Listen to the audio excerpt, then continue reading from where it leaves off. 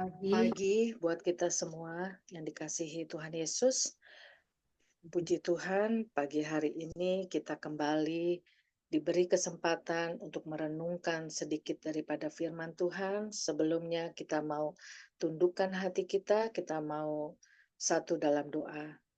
Bapa di surga, tak henti-henti dan tak putus-putusnya kami mengucap syukur buat kebaikan dan kemurahan Engkau, khususnya di pada minggu penderitaan Engkau yang akan kami peringati hari Jumat nanti, Tuhan, di mana Engkau dengan kerelaan hati, dengan ketaatan Engkau kepada Bapa untuk menanggung setiap dosa yang Kau pikul di bahumu, Tuhan, yaitu untuk kebaikan kami, bukan hanya memikul dosa-dosa kami, Tuhan, bahkan ketika kematian-Mu, Tuhan, membuat kami semua memiliki pengharapan, kami dimampukan untuk hidup benar bagi orang-orang yang percaya pada Engkau. Bukan hanya itu, bahkan juga Engkau mengatakan, Tuhan, bahwa bilur-bilur Kristus yang Kau curahkan di kayu salib itu bukan hanya menyembuhkan fisik kami, tapi justru memulihkan relationship kami dengan Engkau, ya Bapa. Tiada henti kami mengucap syukur sebelum kami memulai ibadah ini. Kami mohon Tuhan, ampuni segala kesalahan dan dosa kami, baik yang disengaja maupun tidak, Tuhan. Baik hal-hal yang kami tahu banyak kelemahan kami, Tuhan, melawan kedagingan kami melakukan hal-hal yang tidak berkenan di hadapan-Mu. Kami mohon kembali pada pagi hari ini, sucikan dan layakan kami untuk ambil bagian, Tuhan, pada renungan pagi pada hari ini melalui PBS Ministry. Kau berkati akan hamba-hambamu semua yang ada di room Zoom ini, Tuhan, baik Ibu Ira yang Kau pakai untuk membantu kami masuk dalam hadirat-Mu melalui pujian penyembahan yang akan kami dengar, dan berkati juga Tuhan untuk setiap jaringan internet yang kami pakai. Biarlah ya Tuhan, semuanya ini boleh aktif dengan sempurna sehingga kami bisa menikmati fellowship kami dengan Engkau. Berkati juga hamba-Mu, Pak Kemal, yang akan menyampaikan isi hati-Mu. Biarlah dengan pertolongan Roh Kudus, hamba-Mu ini dimampukan mengkomunikasikan pesan moral, pesan yang ingin Kau sampaikan, Tuhan, kepada kami semua yang mendengar. Dan biarlah ya Tuhan, pada saat puncak acara juga Tuhan, ketika kami diskusi, kami bisa lebih dalam menggali, kami lebih bisa menemukan harta karun tentang makna daripada kematian-Mu yang bisa memberikan kami kehidupan yang kekal. Terima kasih Tuhan, kami mau dedikasikan waktu kami ke depan ini, Tuhan, hanya untuk satu nama, kemuliaan nama-Mu. Hanya di dalam nama Yesus kami telah berdoa dan mengucap syukur. Amin.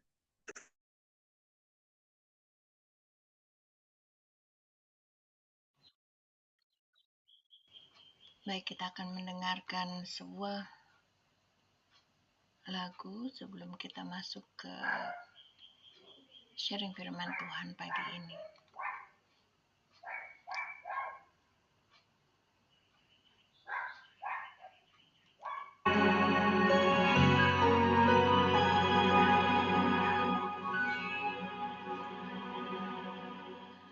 Kau Bapa yang baik, selalu besertaku, setiap detik, setiap waktu. Kau perhatikanku,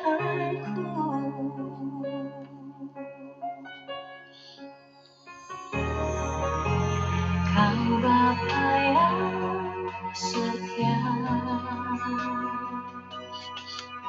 selalu menjagaku.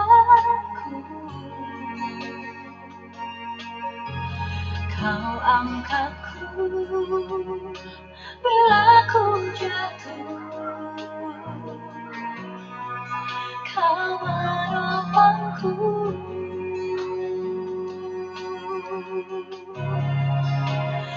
berikan syukurku buat kebaikan-Mu.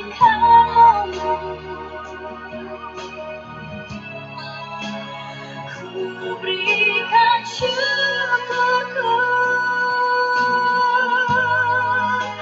buat pertolongan-Mu. Sebab Kau jadikanku berharga di mata-Mu. Kau Bapa yang baik, Ku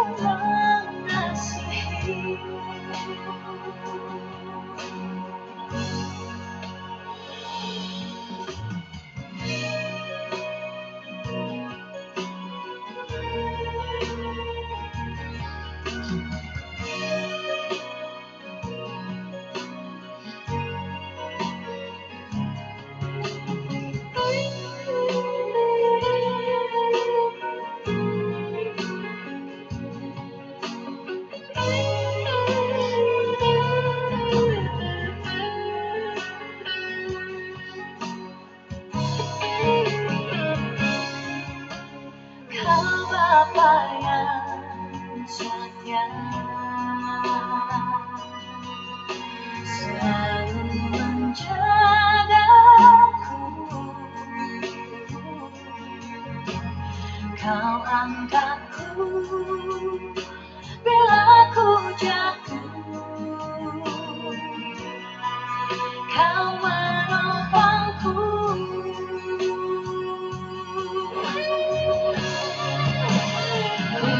Berikan syukurku buat kebaikan-Mu. Ku berikan syukurku buat pertolongan-Mu. Sebab Kau jadikanku berharga di mata-Mu. Kau Bapa yang baik, Ku mengasihi-Mu. Kau Bapa yang baik, Ku mengasihi-Mu.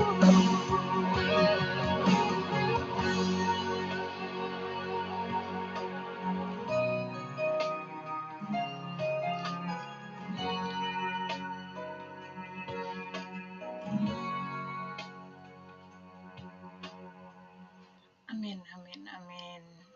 Baik, kita akan mendengarkan sharing firman Tuhan pada pagi hari ini. Kami persilahkan Pastor Kemal untuk menyampaikan. Ya, terima kasih atas kesempatan yang diberikan pada hamba pada kami. Sebelum kita mulai, kita satu dalam doa. Terima kasih Tuhan Yesus untuk hari yang Engkau berikan kepada kami. Kami mengucap syukur atas banyak begitu besar anugerah yang Engkau berikan kepada kami Tuhan. Kadang-kadang ketika dalam beberapa saat kami lupa bahwa Engkau telah memberikan yang banyak buat kami Tuhan. Ampuni kami Tuhan. Terlebih pada pagi hari ini Tuhan Yesus, Kau telah menjadikan kami berharga di mata-Mu Tuhan. Kami mengucap syukur Tuhan sesuai dengan lagu yang baru kita dengar. Engkau Bapa yang begitu baik, Engkau yang mengasihi kami. Kami mau mengucap syukur Tuhan.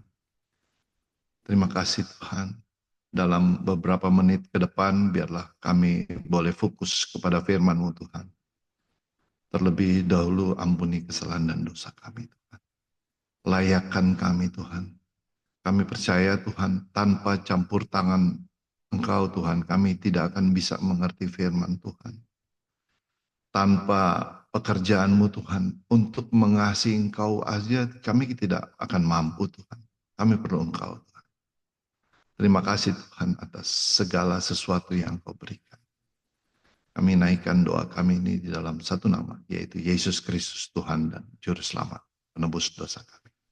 Amin. Firman Tuhan saya kasih judul, firman Tuhan adalah kematian yang menghidupkan, dari sebuah buku karangan John Owl, boleh saya lihat sini, yaitu bahasa aslinya bahasa Inggris. Di sini dikatakan, ada bukunya, mungkin bisa di-browsing. The Death of Death in the Death of Christ. Jadi kematian dalam bahasa Indonesia dikatakan, ini kematian ini yang menghidupkan kita semua.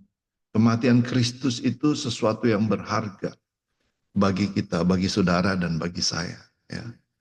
Kadang-kadang tanpa kita merenungkan kematian Kristus, kita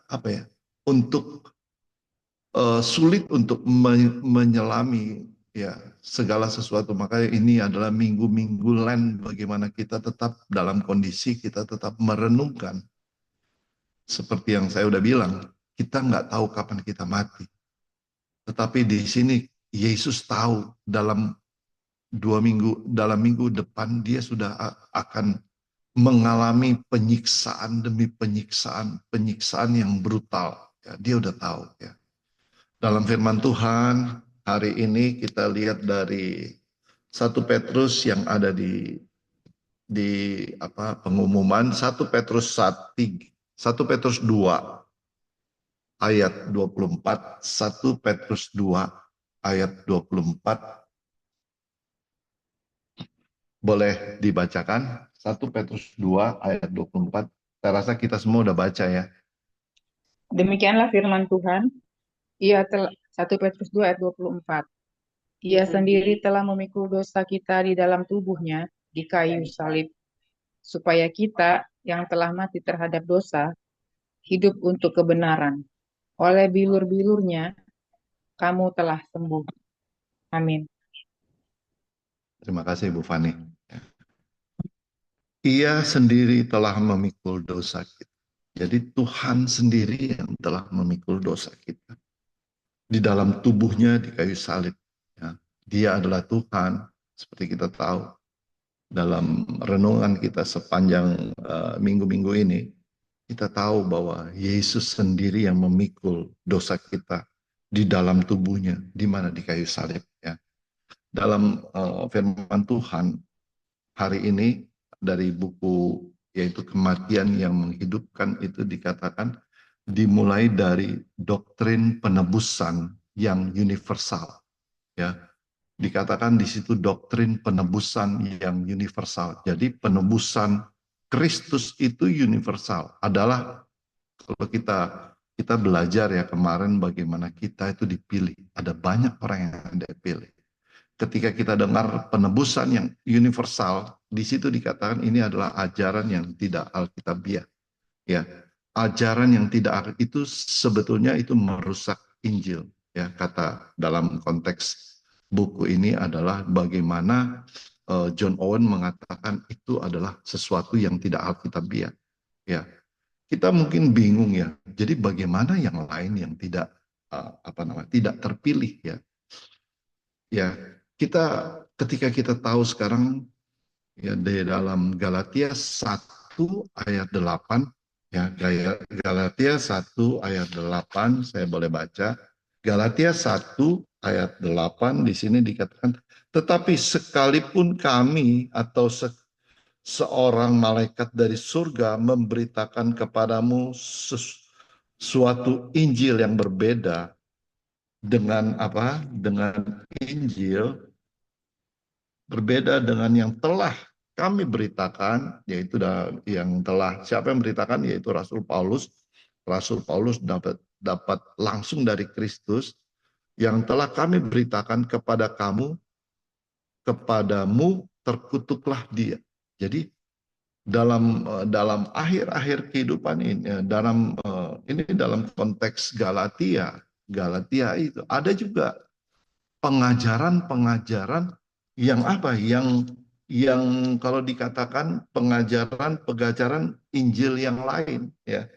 Injil yang telah kami beritakan. Jadi di situ dikatakan sekalipun kami melihat surga memberitakan sesuatu Injil yang berbeda. Ada Injil yang pure, yang murni, tapi ada Injil yang berbeda. Kalau dalam konteks pembacaan ini ada Injil masa kini.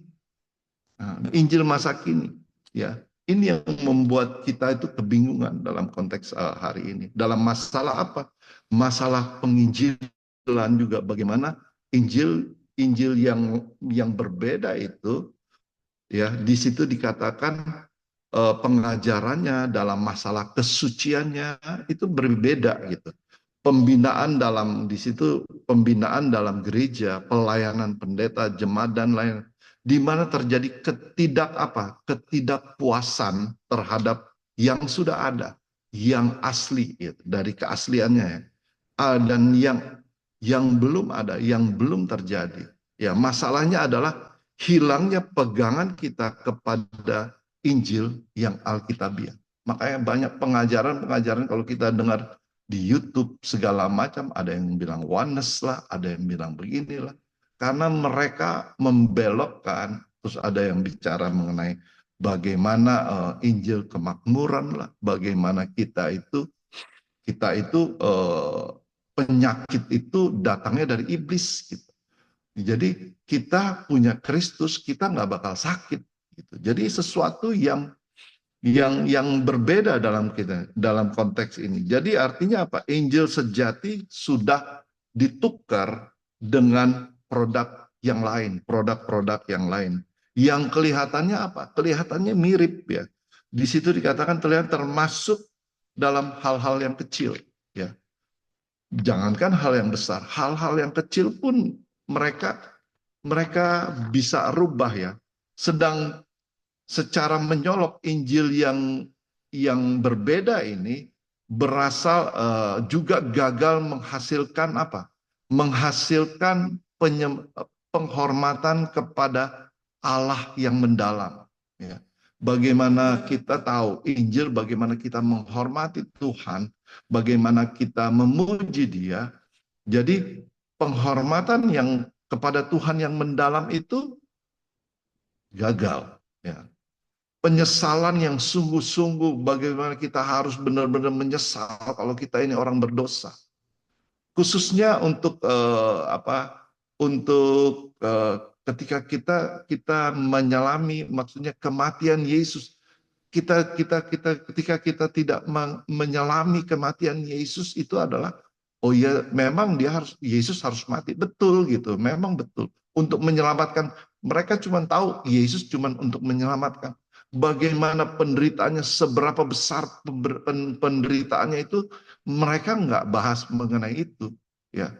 Bagaimana Yesus yang dia adalah Tuhan, dia turun ke dunia ini dan dia mati untuk kita di dalam selama 33,5 tahun, ya. Dia menderita terus, ya. Mereka nggak membahas ini. Kenapa? Karena apa? Mengapa? Isi Injil baru ini sendiri, jadi isinya berbeda. Injil ini gagal membuat manusia memiliki pikiran yang berpusat kepada Tuhan.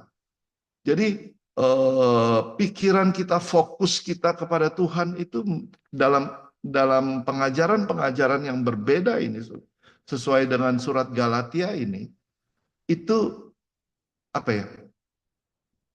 Gagal untuk bagaimana kita dibawa kepada kematian Yesus, ya. Itu sulit. Makanya kematian Yang menghidupkan ini tidak terjadi kepada orang-orang. Maksudnya mereka cuma tahu ya Yesus mati buat dia. Tetapi menyelami betul-betul ya. Kita semua di sini kita belajar bagaimana minggu-minggu sengsara ini ya. Ini kita rasakan betul ya. Dalam konteks hari ini, Injil yang baru atau berbeda dengan Injil mula-mula, Injil pure yang dari Tuhan, yang Tuhan ajarkan kepada kita. Ya, Injil baru itu menaruh perhatiannya kepada bagaimana semuanya itu berguna bagi manusia, memberi rasa damai, kedamaian. Memang betul ya, kita punya rasa damai. Jadi fokusnya kepada kita, bagaimana kita nyaman, ya, bagaimana kita nggak merasakan kesakitan, ada kebahagiaan yang terus-menerus dalam kehidupan kita, ya, ada kepuasan ketika kita keuntungan kalau ketika kita menjadi milik Tuhan, ya. Dan terlalu sedikit menaruh perhatiannya dalam hal apa? Memuliakan Tuhan. Sedikit untuk dalam hal bagaimana kita mengagungkan Tuhan dalam kehidupan kita. Ya. Pusat acuannya dalam buku ini, pusat acuannya adalah manusia itu sendiri. Pusatnya adalah, makanya ketika kita berpusat kepada manusia, kematian Yesus itu ya, yang harusnya menghidupkan, menggairahkan kita, itu tidak terjadi. Amin, saudara. Ya, dalam konteks yang kedua, Injil yang mula-mula, Injil yang benar-benar sungguh-sungguh, yang Alkitabiah juga berguna buat kita. Melebihi dari Injil yang baru, Injil yang berbeda itu. Karena apa? Karena perhatian kita utamanya untuk apa? Untuk memuliakan Allah. Ya, ketika sesuatu terjadi, bagaimana kita tetap memuliakan Allah? Dia adalah Bapa gereja kita. Ya. Jadi fokusnya nggak fokus kepada manusia, fokusnya kita fokus kepada Tuhan. Ya, ini yang diajarkan oleh Injil dalam buku ini. Ya. Jadi sesuatu Injil yang baru, perhatian utamanya bukan untuk memuliakan Tuhan. Ya. Tetapi Injil yang kita belajar ini adalah bagaimana kita memuliakan Tuhan.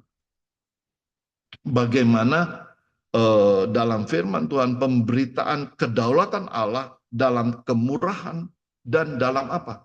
Penghakiman. Ya. Makanya firman Tuhan yang kita bawakan kemarin sebelumnya, bagaimana kita berbahagia orang yang apa? Dianiaya. Itu jarang dikhotbahkan di luar gitu. Karena apa? Ini sebetulnya bukan untuk menyerangkan kita, tetapi bagaimana Yesus yang dianiaya, kita yang dianiaya karena namanya, ya, dalam Berbahagialah yang seri yang berbahagia sebelumnya, ya.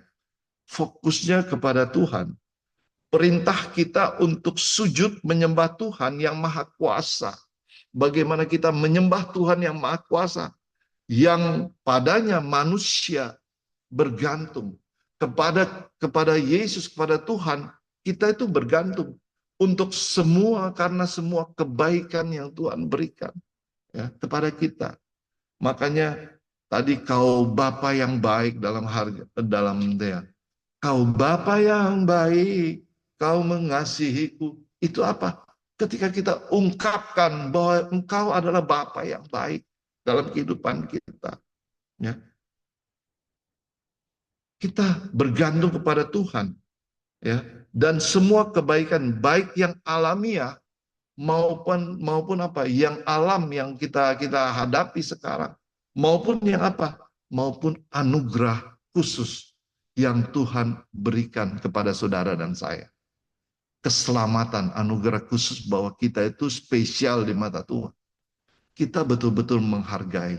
Makanya dalam minggu kematian yang menghidupkan ini, bagaimana Tuhan Yesus akan melalui semuanya itu, ya, kita betul-betul menghayati betul. Dari lagu-lagu yang kita dengar, lagu-lagu yang dalam Bible study kita, itu kita dengar, kita hayati Tuhan. Jadi di sini dalam Injil yang pure, yang alkitabiah, yang kita belajar hari ini adalah pusat acuannya adalah Allah. Ya, apapun yang kita lakukan, kita mengacu kepada Allah. Ya, kemuliaan hanya kepada Dia. Ya, bagaimana tadi Ira, bagaimana dia punya talenta untuk hal yang multimedia itu dikembalikan kepada Allah. Bagaimana kita menjadi pendoa syafaat, kita kembalikan kepada Allah. Semua yang kita ada, kita kembalikan kepada Allah. Ya. Injil yang lain yang berbeda mengajar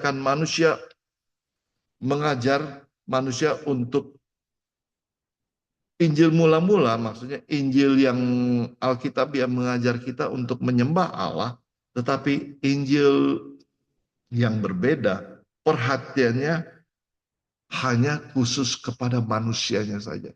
Kita bisa dengar dalam satu, kalau kita teliti dalam firman Tuhan, dalam khotbah-khotbah yang ada, ini arahnya kemana? Gitu. Apakah untuk memuliakan kita atau memuliakan Tuhan? Ada perbedaannya. Itu dia, ya, dalam konteks firman Tuhan hari ini. Ya, perbedaannya sangat besar dan sangat menentukan. Di situ dikatakan keseluruhan perspektif dan tekanan dalam pemberitaan Injil telah berubah ketika kita tahu banyak pengajaran-pengajaran yang sudut pandangnya sudah dialihkan.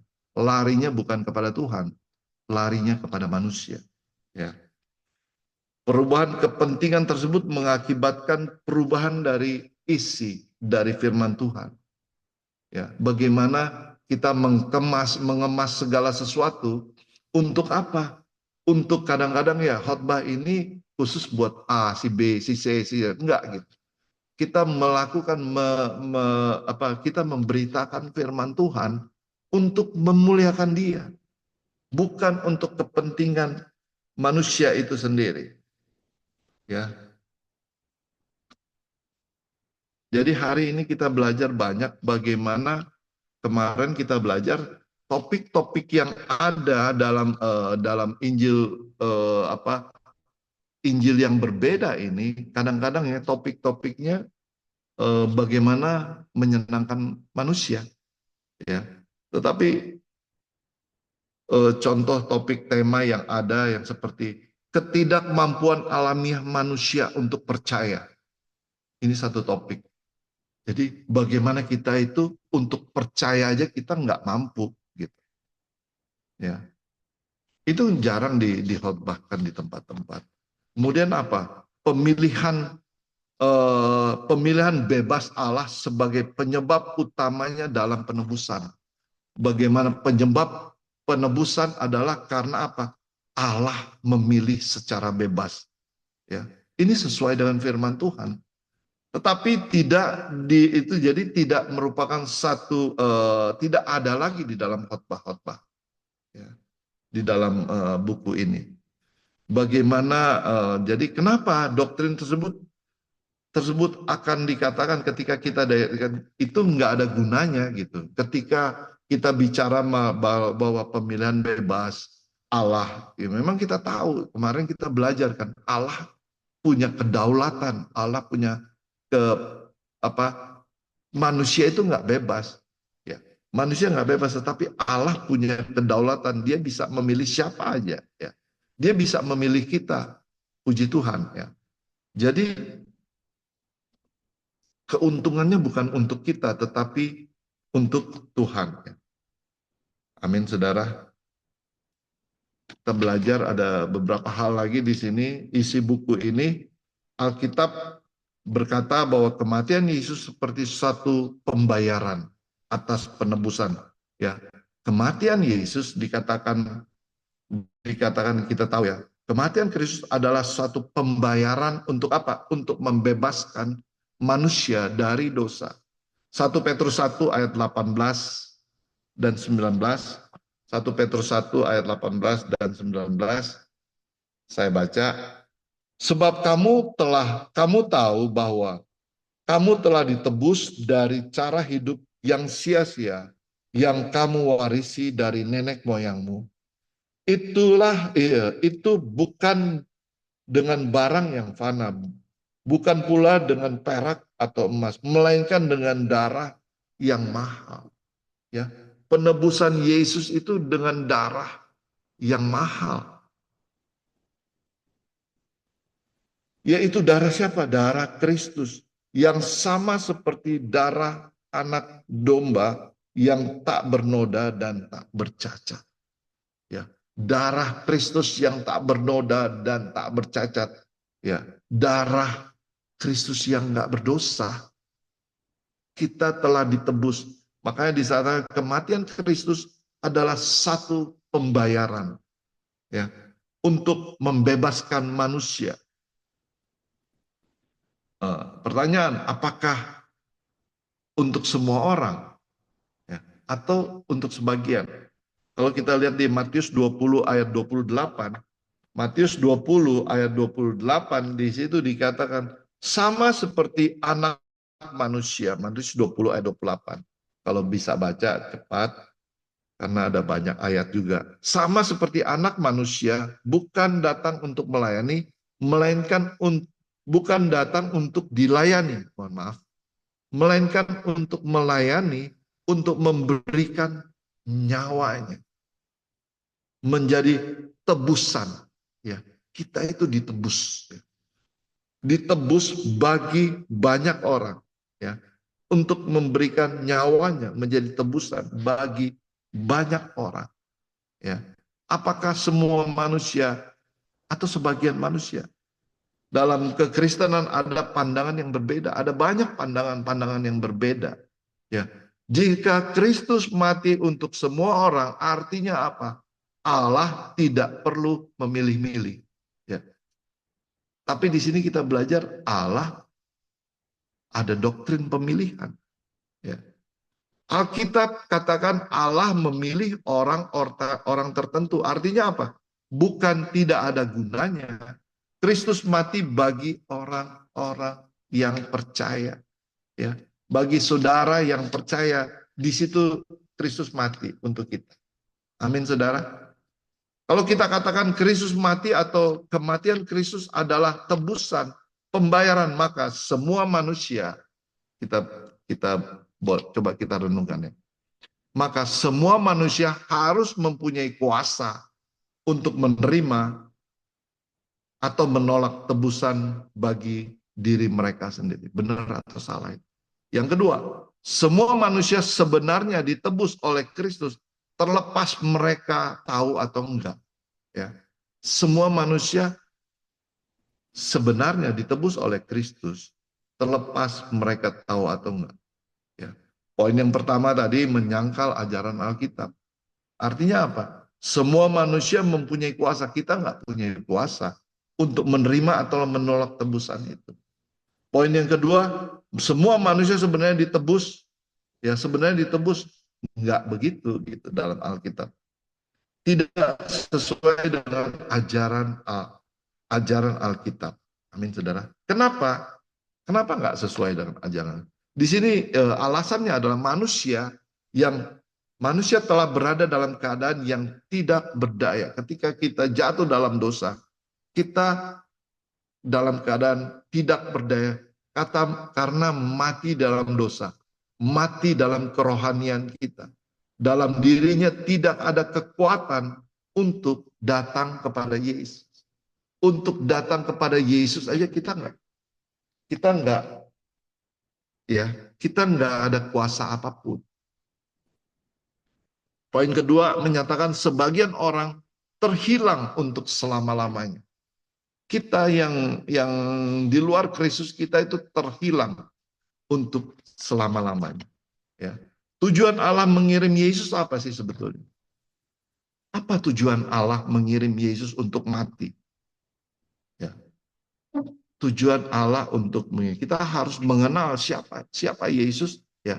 Siapa dia, ya.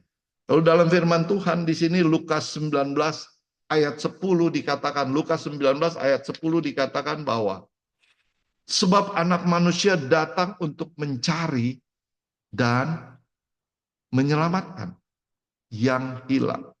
Ya, kita bisa teruskan lagi nanti ayatnya kalau kita sempat, kita bisa buka secara cepat ya.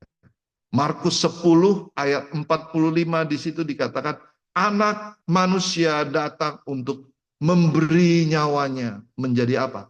Tebusan. Bagi siapa? Bagi banyak orang. Ya, Markus 10 ayat 45.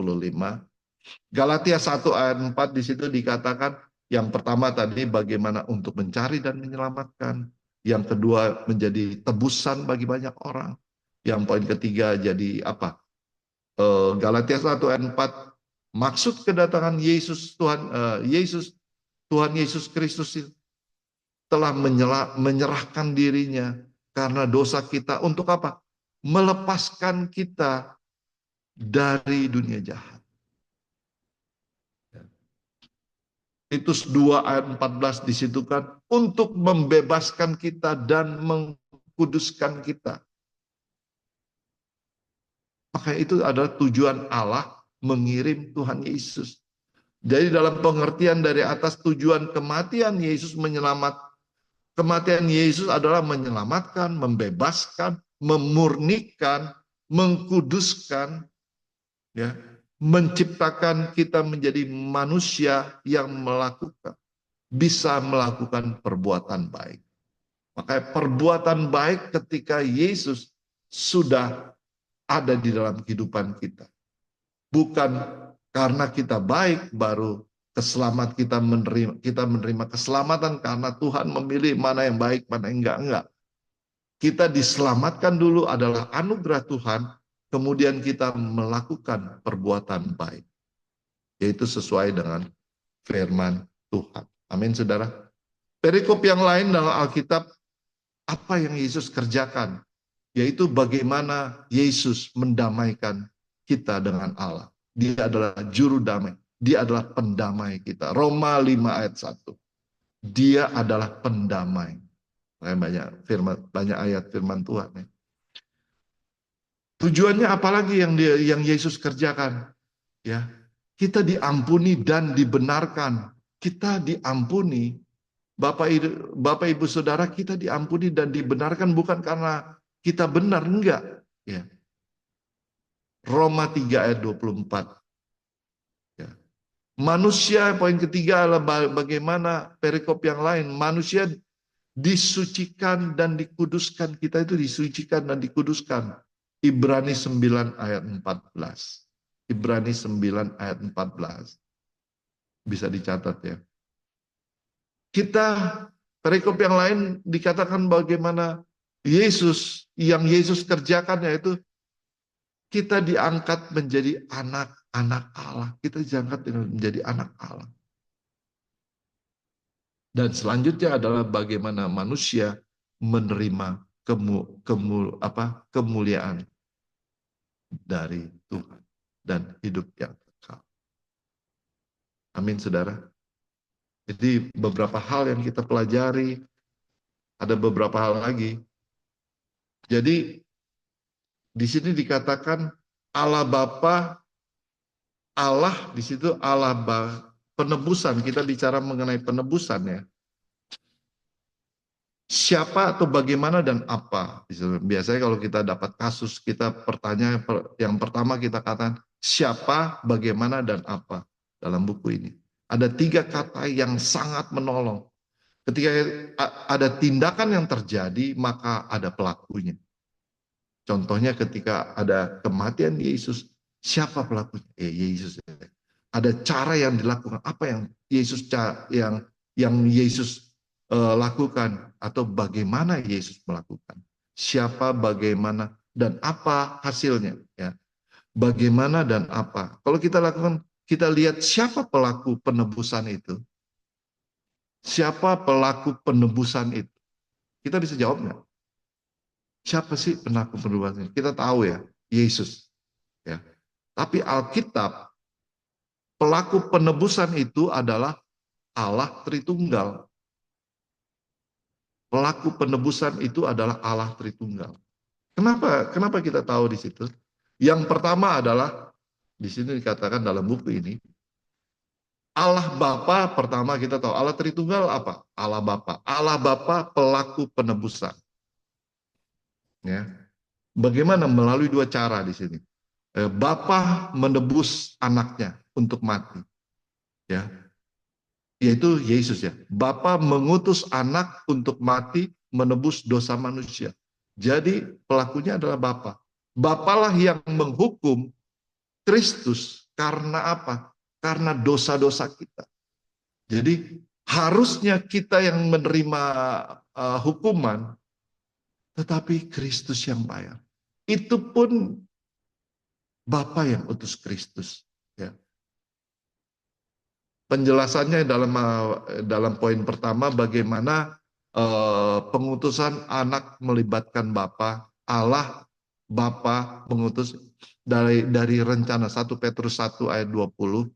Kalau kita lihat 1 Petrus 1 ayat 20, bagaimana pengutusan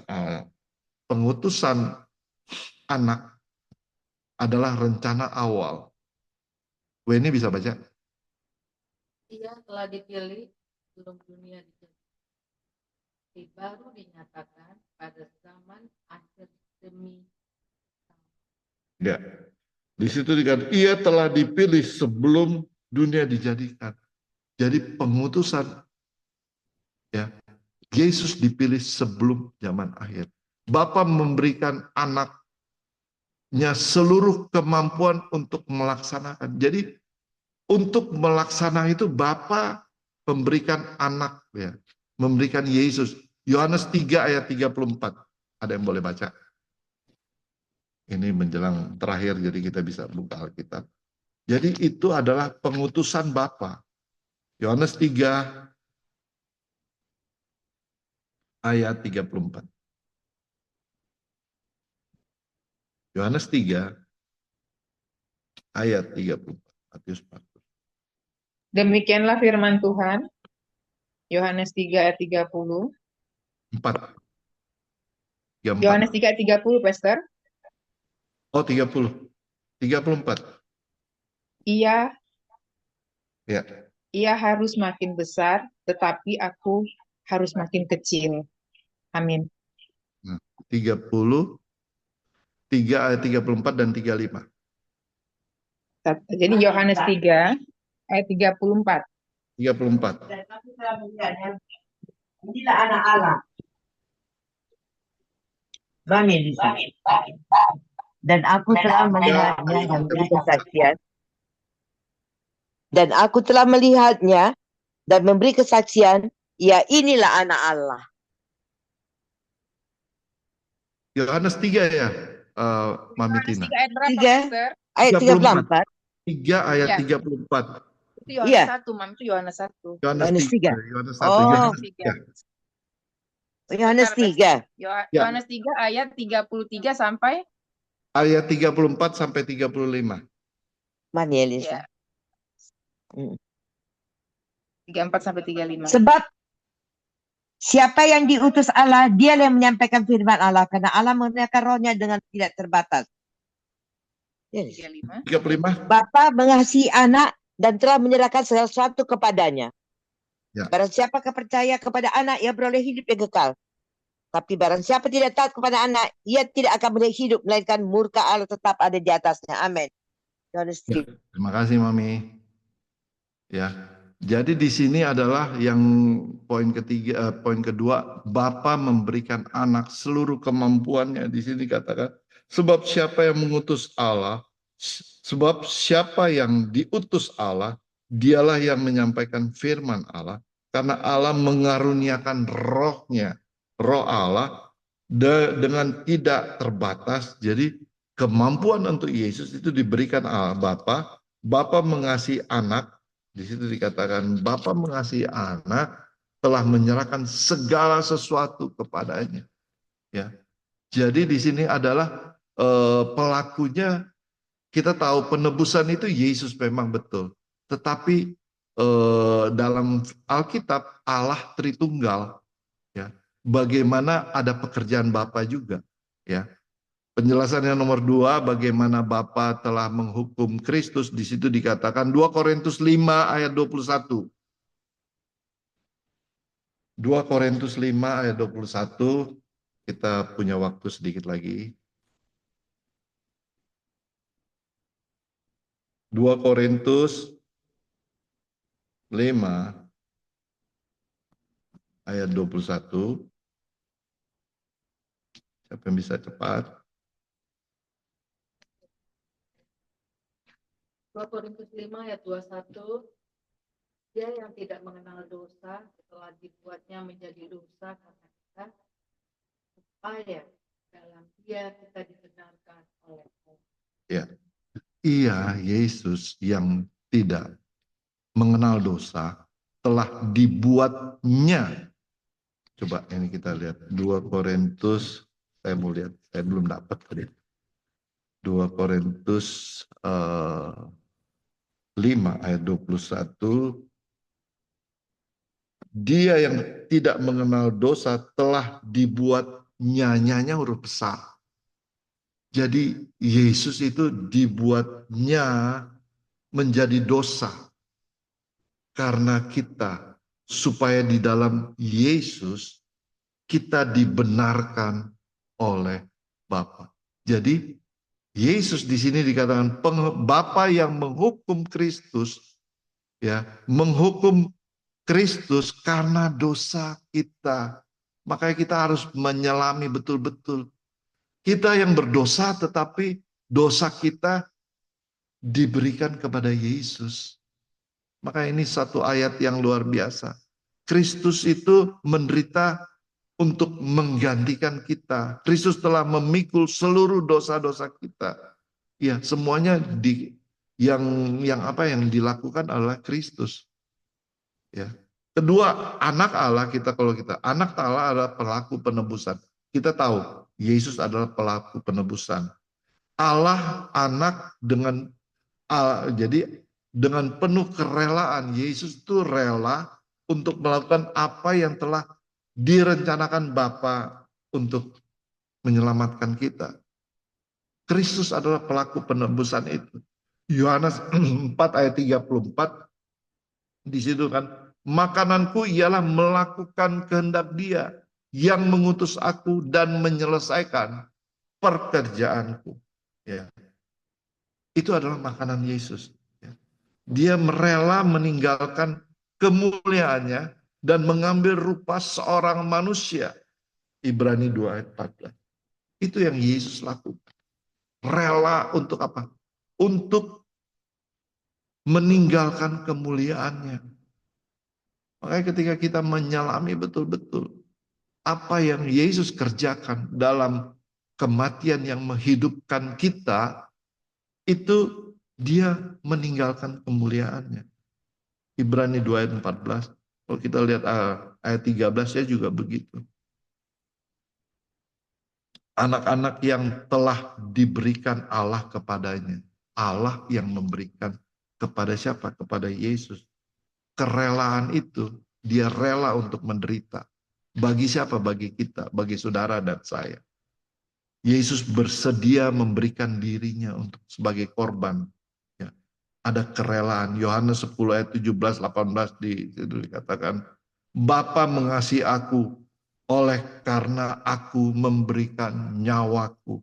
Tidak ada seorang pun yang mengambilnya daripadaku, melainkan aku memberikan menurut kehendakku sendiri. Makanya kemarin Pak Julius Go katakan, enggak, disiksa itu berkali-kali lipat. Ya. 120 kali cambukan itu menurut Pendeta Yohanes Parapat. Dalam Alkitab, dalam hukum itu cuma 39, 40 kurang 1 hukum Yahudi. Tetapi Yesus melakukan lebih. Sebagai manusia mungkin kita udah lama mati. Tetapi di sini dikatakan Yesus, di situ dikatakan tidak ada seorang pun yang dapat mengambilnya daripadaku. Yesus, kematian Yesus itu bukan karena itu dia di sini kan, aku memberikan menurut kehendakku sendiri. Jadi itu bagaimana kita menyelami kematian Yesus.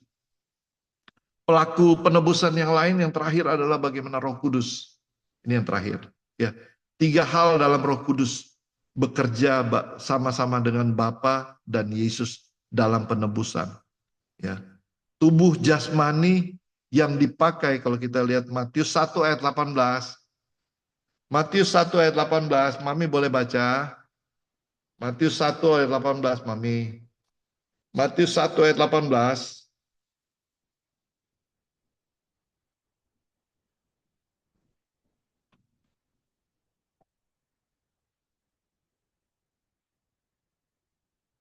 Ya, sebentar, Pastor. Sebentar ya, Pastor. Mana Lisa? Matius 1 ayat 18. Yes, yes. Matius 1 ayat 18.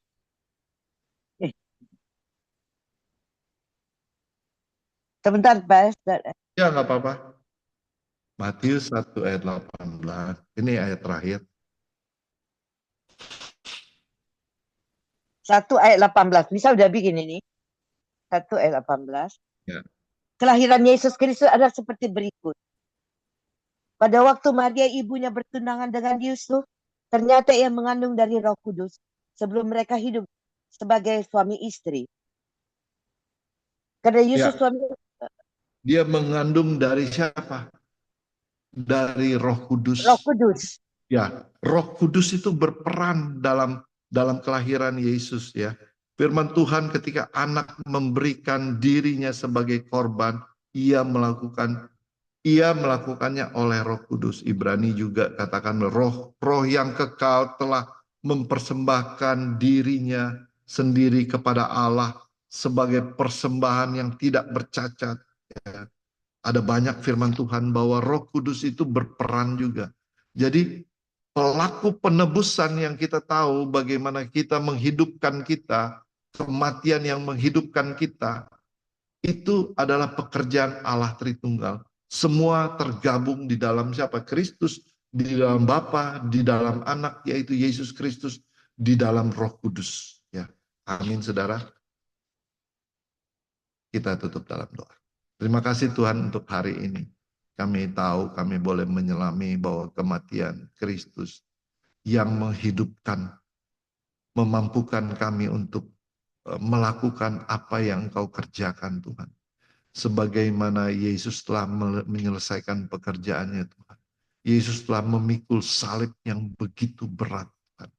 Dan kami percaya kami juga akan mampu memikul salib-salib kami Tuhan. Ketika mata kami terfokus kepada Engkau, mata kami fokus kepada Injil yang benar sesuai dengan Alkitab. Terima kasih Tuhan Yesus atas banyak hal yang Kau Kurang cepat dia bangun. dalam hati kami Tuhan. Biarlah melalui hari-hari yang kami lalui Tuhan. Memang tidak gampang-gampang saja Tuhan, tetapi ada masa-masa sulit, ada masa-masa senang. Tapi kami percaya ada Kristus yang berjalan bersama kami Tuhan. Terima kasih atas kematian-Mu Tuhan Yesus. Yang sebentar lagi kami akan renungkan, kami akan peringati karena kematian Engkau yaitu menghidupkan kami secara rohani maupun secara jasmani kami Tuhan. Kami bisa lebih mengasihi Engkau Tuhan dalam kehidupan kami sehari-hari. Terima kasih Tuhan di dalam nama Tuhan Yesus kami berdoa dan ucap syukur. Amin. Amin, amin. Terima kasih untuk hambanya yang sudah menyampaikan pesan yang kita dengar sama-sama tentang kematian yang menghidupkan kita. Kita mau kembali menundukkan hati kita mau satukan hati kita untuk doa syafaat. Bapa di surga, terima kasih untuk firman-Mu yang luar biasa, yang kembali Tuhan, di momen-momen minggu perjalanan Engkau, dalam penderitaan Engkau ke kayu salib, Engkau ingatkan kami Tuhan, bagaimana Engkau, Yesus, penderitaan Kristus sebagai teladan buat kami. Satu penghiburan kami, satu pengharapan yang jaminan yang kekal bahwa kematian Engkau penebusan Engkau, karya salib-Mu di kayu salib, itu memberikan pengharapan buat kami, yaitu kehidupan yang kekal. Kami hanya bisa mengucap syukur dan berterima kasih Tuhan buat semua yang sudah Engkau lakukan buat kami, orang-orang yang percaya kepada Engkau, orang-orang yang dipilih, yang sudah ditentukan, yang sudah bukan hanya itu, Engkau juga membenarkan kami melalui kematian Engkau, dan Engkau memulihkan hubungan kami dengan Bapa di surga. Terima kasih Tuhan, karena Engkau menjadi perantara buat kehidupan kami. Pada hari ini kami juga mau mengucap syukur untuk PBS yang kembali Kau pakai Tuhan menjadi sarana untuk memberitakan Injil yang benar Tuhan, di mana kami mau fokus hanya kepada karya-karya Engkau ya Kristus. Kami tidak mau fokus kepada apa yang kami lakukan atau apa yang manusia perbuat, tapi kami mau fokus kepada Engkau saja. Kami mau mengucap syukur untuk PBS yang masih Kau beri kesempatan untuk menyampaikan Tuhan kabar baik ini kepada orang-orang yang belum pernah mendengar, baik itu melalui sosial media Facebook ataupun melalui YouTube sekalipun. Tuhan, kami percaya apa yang sudah ditabur mengenai benih ini tidak pernah kembali dengan sia-sia.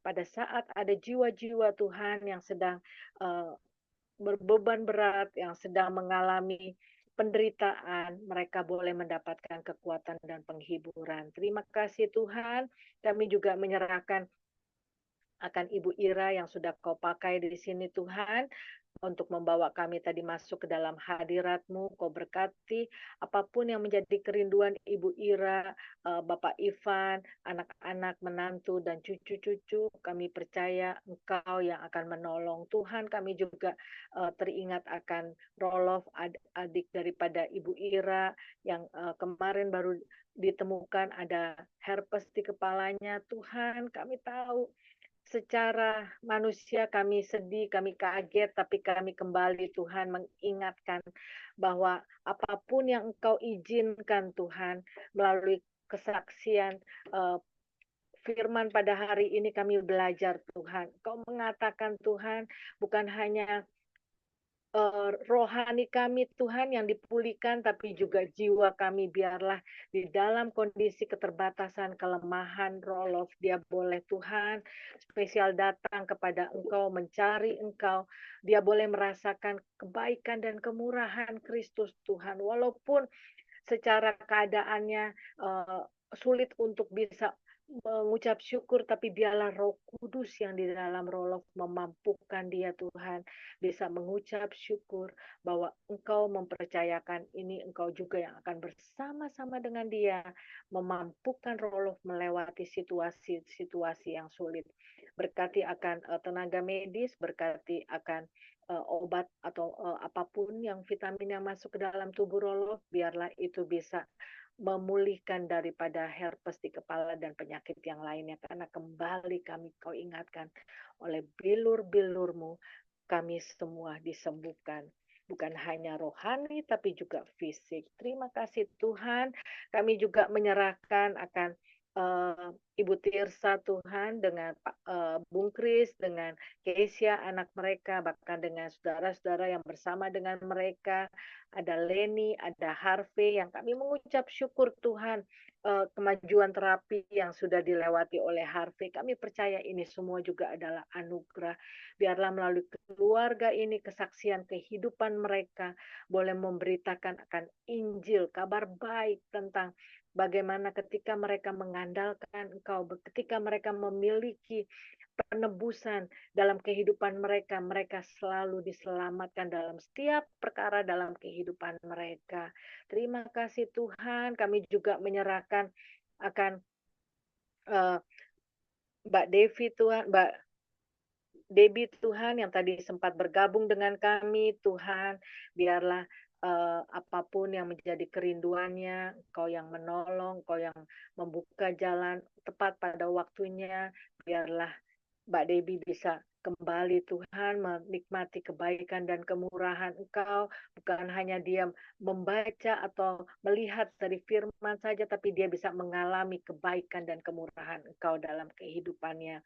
Tuhan, kami juga menyerahkan akan Ibu Fani, khususnya terutama kepada Mami Tina Diana, di masa usianya Tuhan, Mami Tina tetap Tuhan bisa Kau pakai luar biasa dalam kesehatannya, memberitakan kabar baik, karena Mami Tina sudah ditebus, Mami Tina sudah diselamatkan, biarlah kesaksian kehidupan Mami Tina Tuhan bisa membawa jiwa-jiwa yang tersesat di dunia ini kepada Engkau. Terima kasih Tuhan, kami juga menyerahkan Ibu Fani dengan segala kegiatan dan aktivitas, apapun Tuhan yang menjadi pergumulan dan kerinduannya, Engkau yang mengetahui.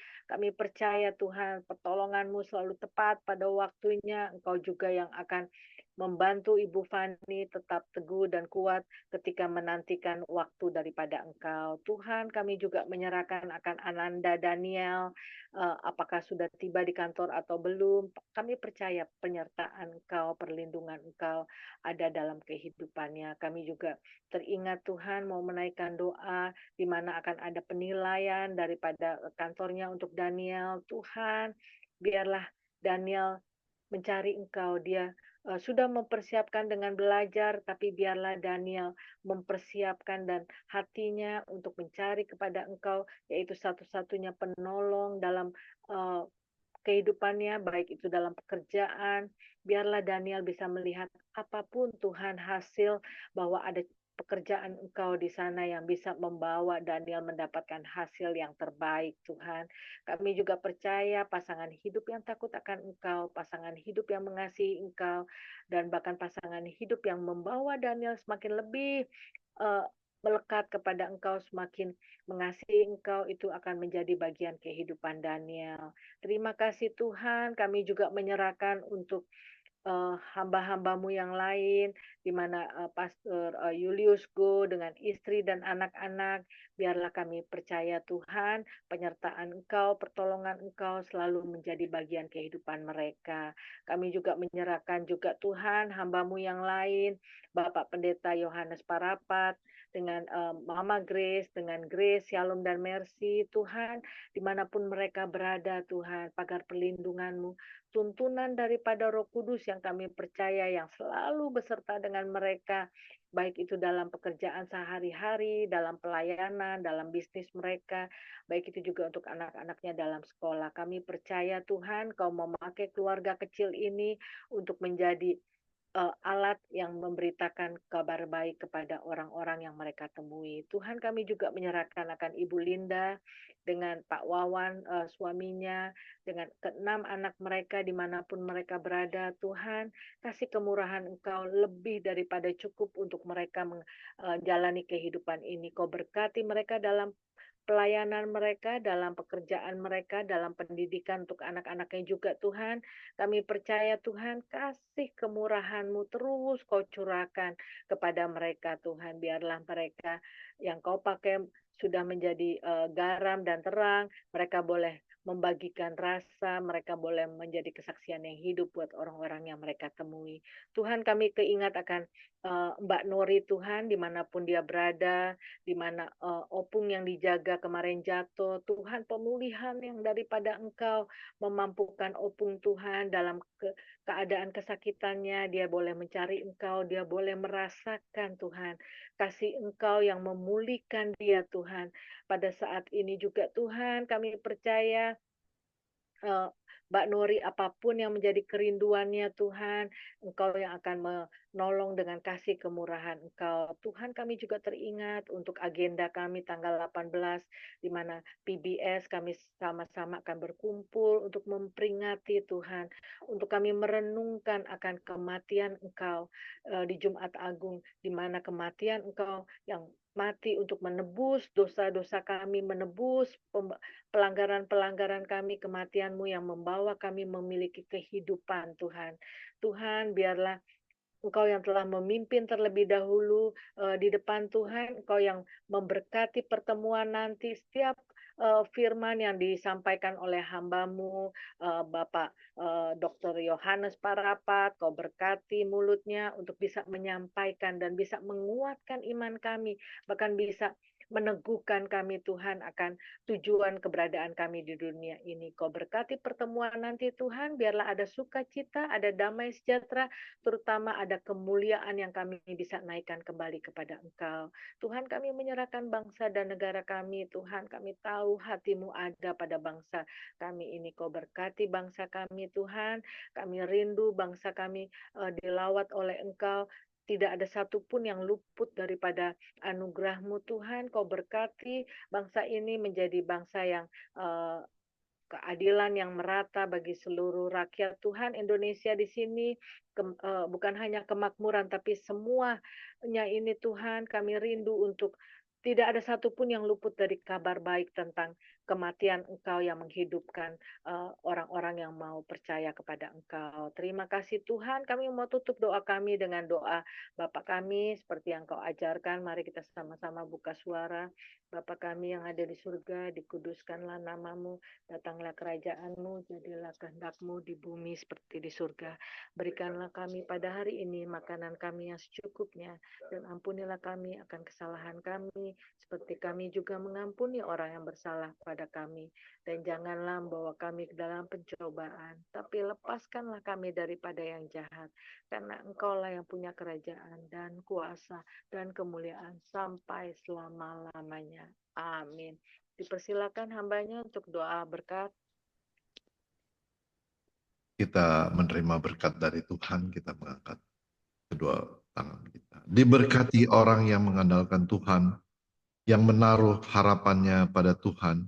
Ia akan seperti pohon yang ditanam di tepi air, yang merambah akar-akarnya ke tepi batang air, yang tidak mengalami datangnya panas terik, yang daunnya tetap hijau, yang tidak khawatir dalam tahun-tahun kering, dan yang tidak berhenti menghasilkan buah. Di dalam nama Tuhan Yesus kita berdoa. Sama-sama katakan. Amin. Terima kasih. Iya. Ya, kita ada waktu untuk berdiskusi bagaimana kematian yang menghidupkan dari 1 Petrus 1 ayat 20, 1 Petrus 2 ayat 24. Dan masih banyak lagi sebetulnya ayat-ayat yang kita sampaikan, khususnya dalam firman Tuhan tadi, bagaimana kita melihat Injil yang berbeda atau Injil yang lain, ya. Bagaimana Rasul Paulus secara tegas di situ dikatakan, secara tegas di Galatia 1 ayat 8 di situ dikatakan secara tegas, ya, walaupun itu tetapi sekalipun kami atau seorang malaikat dari surga yang memberitakan kepada satu Injil yang berbeda dengan Injil. Jadi Injil yang berbeda dengan apa yang diajarkan, dengan yang telah kami beritakan kepadamu, terkutuklah dia. Jadi memang sekarang makanya kita tahu di gereja-gereja atau dimanapun, di YouTube pada intinya, arah penginjilan atau arah itu sudah berbeda, bukan mengarah kepada Tuhan. Fokusnya bukan kepada Tuhan. Bagaimana supaya kita fokusnya kepada manusia. Dan ketika kita tahu lebih lanjut lagi, 2 poin aja sih sebetulnya. Kematian yang menghidupkan, yaitu adalah penebusan Kristus. Pelaku penebusan siapa? Kita tahu Allah Tritunggal. Memang Yesus kita tahu, tetapi itu adalah rencana Allah. Rencana Bapa sebelum dunia dijadikan. Kemarin kita belajar bahwa kita dipilih juga sebelum dunia dijadikan. Oke, silakan ada yang mulai, bisa mulai. Mohon maaf kemarin kita libur 1 hari. Sekarang kita mulai lagi. Dan tanggal 13 April kita sudah memasuki 3 bulan. Ya, puji Tuhan, iman kita lebih kuat lagi dari dari setiap hari per hari, minggu per minggu, bulan per bulan, dan sekarang kita sudah memasuki bulan ketiga. Puji Tuhan. Oke, silakan. Mami. Boleh saya duluan, Kem? Boleh saya Oke. duluan? Ya, Bu Tirsa dulu, boleh deh. ya, ya. Jadi begini, minggu kemarin itu di gereja kami itu dijelaskan dari Sakaria 9. Mungkin kita bisa buka ya Sakaria 9. Oke. Ya disangkut pautkan dengan firman Tuhan hari ini itu kok saya dari kemarin tuh memang sudah visinya sudah ke situ ketika baca Sakaria 9 ayat 9 dan 10. Nah, hari ini lebih ditekankan lagi. Jadi saya langsung aja mau memberikan kesan saya terhadap firman Tuhan yang saya terima pada hari Minggu kemarin di gereja. Ayatnya seperti ini. Sakaria 9 ayat 9 dan 10. Bersorak-soraklah dengan nyaring hai putri Sion. Bersorak-sorailah hai putri Yerusalem. Lihat, rajamu datang kepadamu, ia adil dan jaya. Ia lemah lembut dan menunggang seekor keledai. Seekor keledai yang muda, anak keledai betina. Aku akan melenyapkan kereta dari Efraim dan kuda dari Yerusalem. Busur perang akan dilenyapkan. Ia akan memberitakan damai kepada bangsa-bangsa. Jadi sangkut pautnya dengan firman Tuhan pada hari ini memang jelas sekali ya bahwa visi daripada Zakaria itu kan berapa ratus tahun setelah itu baru kedatangan Kristus.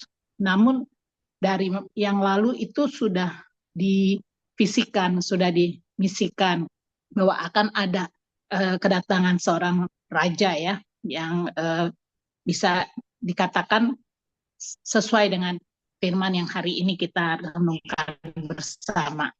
Itu aja sih yang saya mau. Ya, terima kasih, Tir. Memang minggu-minggu Palma kalau di gereja-gereja tradisi, ya itu bagaimana Kristus masuk ke Yerusalem, kita rayakan dalam minggu-minggu Palma. Ya, betul. Bagaimana di sini dikatakan, iya, di sini dikatakan bersorak-soraklah dengan nyaring, hai putri Sion, bersorak, hai putri Yerusalem.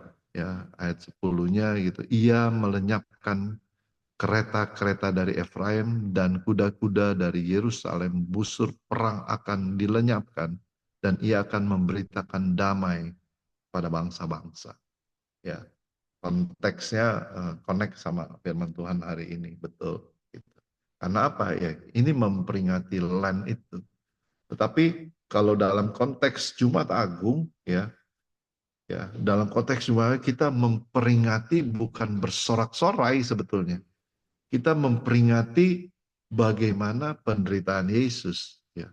Bagaimana dia akan melewati dan bersorak-sorai setelah melewati apa yang Jumat Agung, ya, kematian, bagaimana kematian yang dilalui Yesus itu menghidupkan atau membuat kita memperoleh kemenangan. Kematian itu memerdekakan kita. Kematian itu menghidupkan kita menjadi ciptaan baru, menjadi manusia baru. Ya. Oke, terima kasih Bu Tirsa. Mungkin ada yang lain? Mami sudah siap? Oke, Thank you. Mami mau bawa yang mana ya? 1 Petrus berapa tadi? 1 Petrus 2 ayat 24. Ada banyak ayat tadi, Mami. Atau yang lain dulu, Pastor? Oke, yang lain dulu. Bu Weni, udah siap tuh Bu Weni. Silakan Bu Weni. Oke, kalau dari saya, satu, kita diingatkan kembali tentang ortodoksi, pengajaran yang benar. Kita juga diingatkan kembali tentang doksologi, bagaimana kita mengembalikan pujian kemuliaan pada Tuhan. Tapi yang kalau saya mau lihat di sini, penulis Rasul Petrus, dia banyak mengutip dari apa yang dinubuatkan oleh Nabi Yesaya di 53 ya. Ketika saya bersyukur banget ketika 1 Petrus 2 ini diangkat untuk menjadi renungan, ketika akhirnya saya membuka Yesaya Maaf, 53 suaranya ini. kurang jelas, Bu Dokter. Oh, oke. Suaranya kurang jelas. Halo, gimana? Sudah jelas? Halo, sudah jelas? Clear. Oke. Jadi saya ulang lagi, pagi hari ini dalam renungan kita diajar tentang ortodoksi, bagaimana pengajaran yang benar yang harus kita ikuti, bagaimana juga doksologi, mengembalikan kemuliaan, pujian kita hanya kepada Tuhan. Yang saya mau tekankan, bagaimana Rasul Petrus di sini mengutip banyak ya dari Nabi Yesaya 53, itu akhirnya saya belajar banyak tentang bagaimana penderitaan dan kemenangan Kristus yang nanti Paskah. Tapi konteksnya tadi sudah ditekankan oleh Pak Kemal, penderitaan Kristus sebagai teladan. Nah, yang saya mau tekankan di sini, penderitaan Kristus ini tadi sudah jelas-jelas saya belajar, itu bukan peristiwa kecelakaan atau kebetulan, melainkan penetapan Allah sendiri ya, yaitu Allah Tritunggal. Yang ditekankan kan bukan hanya penderitaan Kristusnya saja, tapi ada ujungnya kemenangan atas penderitaan tersebut. Rahasia kemenangan Kristus juga saya belajar bahwa terletak pada penyerahan diri yang total oleh Allah Anak, yaitu Yesus Kristus, pada Allah yang adil. Dia sebenarnya berdiam diri bukan karena dia nggak mampu melawan, ia juga bukan berdiam diri karena hakikatnya ia memang pemberani, bukan, dia berdiam diri sebab ia yang sang anak ini mengetahui dan mempercayai Allahnya. Tapi satu yang saya mau dapat ini ayat 24 ini kan kalau menurut saya ada A, B, dan C ya. Jadi semua penderitaan akibat dosa yang ia pikul di bahunya itu untuk kita, untuk kebaikan kita. Terus yang B-nya, ia membuat kita hidup untuk kebenaran sehingga kita akhirnya dibenarkan. Terus yang C-nya, ini kan saya belajar bilur-bilur Kristus ini menyembuhkan kita, kesembuhan yang dipikirkan Petrus ini identik dengan pertobatan rohani, bukan hanya kesembuhan daripada jasmani. Bukan berarti Allah tidak fokus pada jasmani ya, tapi makna yang lebih dalam dan relevansi yang kehidupan sehari-hari. Kalau saya ngelihat setelah kita sudah ada di dalam zaman anugerah Allah, kita, khususnya saya, dapat hidup dalam rasa syukur. Bersyukur banget. Akhirnya saya semakin lebih melihat, aduh beruntung banget sih saya ini gitu loh ya, atas pengorbanan Kristus. Dan akhirnya apresiasinya adalah saya harus belajar nih, berusaha untuk hidup sesuai dengan kehendaknya, bukan maunya saya. Saya juga dapat mengandalkan kekuatan Kristus untuk saya kembali diingatkan bahwa dosa-dosa saya sudah ditebus, tolong hargai, saya harus hargai, jangan main-main lagi, jangan kurang ajar lagi, dengan kematiannya sudah menebus saya. Itu aja sih kalau dari saya, semakin lebih diingatkan, semakin lebih dibawa dalam minggu masuk dalam masa penderitaan Yesus di kayu salib. Terima kasih. Makasih Bu Weni. Jadi intinya adalah yuk kita jangan main-main lagi. Yuk kita menyenangkan hati Tuhan, doksologi. Yuk kita memuji Tuhan. Ya. Jangan melihat pada kita mengarahkan fokus kita kepada Tuhan. Ya, fokus kita kepada Tuhan, kepada salib yang sebentar lagi Yesus lalui. Kita bisa merasakan ketakutan, kegelisahan bagaimana Yesus sebentar lagi dia akan disalibkan. Dia tahu apa yang akan dilakukan. Oke, silakan Ibu Ira boleh mulai lagi. Oh ya, ada Ibu Debbie ya. Oke, nanti kita next Ibu Debbie. Ibu Ira, silakan. Oke, Silakan. suara saya di sana tapi ininya di sini ya. Gini, apa namanya ya?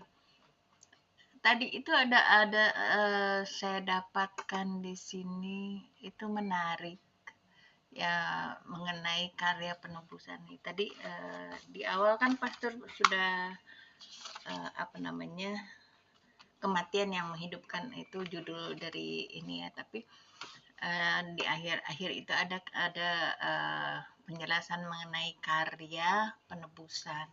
Jadi saya coba gali lagi tuh karya penebusannya itu. Jadi memang sungguh apa ya, sungguh kadang-kadang di luar nalar ya kalau kita berpikir nih Allah Tritunggal kita ini.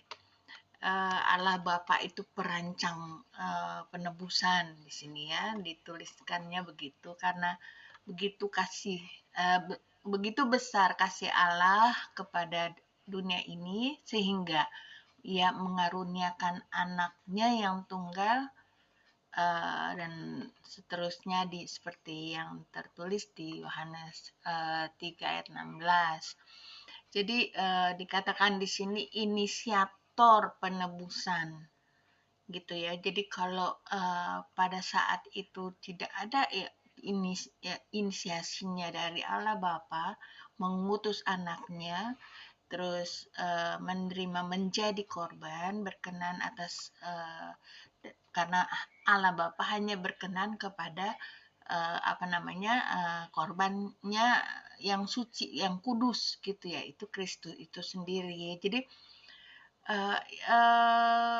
saya apa ya namanya di sini bagaimana itu apa sudah apa namanya dirancangkan sedemikian rupa oleh Allah Bapa kita gitu. Dan pelaksana penebusannya tentu saja Tuhan Yesus Kristus ya. Dia menjadi manusia inkarnasi, menjadi manusia terus hidup tanpa cela, tak berdosa, disalibkan dan bangkit. Terus dengan apa namanya penerapan penebusan melalui Roh Kudus, yaitu Roh Kudus yang bersama-sama dengan roh kita. Jadi Roh Kudus bersama-sama dengan roh kita adalah apa menyatakan bahwa kita adalah anak-anak Allah. Jadi kita tinggal apa? Yaitu kita membuka hati. Kita membuka hati, memperbarui kehidupan kita, meneguhkan keselamatan, dan itu hanyalah satu-satunya jalan yang diminta oleh Tuhan atas karyanya yang tadi itu. Tapi kalau begitu, kalau kita mengingatkan karya penebusan yang sudah dirancangkan oleh Tuhan, karya penebusan tadi oleh Allah Bapa kita, Allah Tritunggal kita, gitu hanya untuk apa? Gitu. Jadi hanya untuk apa dan hanya untuk siapa itu saya rasa kita semua pribadi lepas pribadi yang bisa menjawabnya. Demikian Pastor yang saya bisa tambahkan pada pagi hari ini. Terima kasih.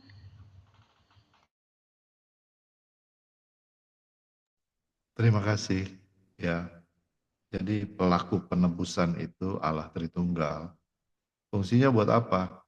Supaya setiap pribadi dalam Allah, ya kita kenal dalam Allah Tritunggal, dapat disebut pelaku penebusan semua. Tujuannya untuk apa?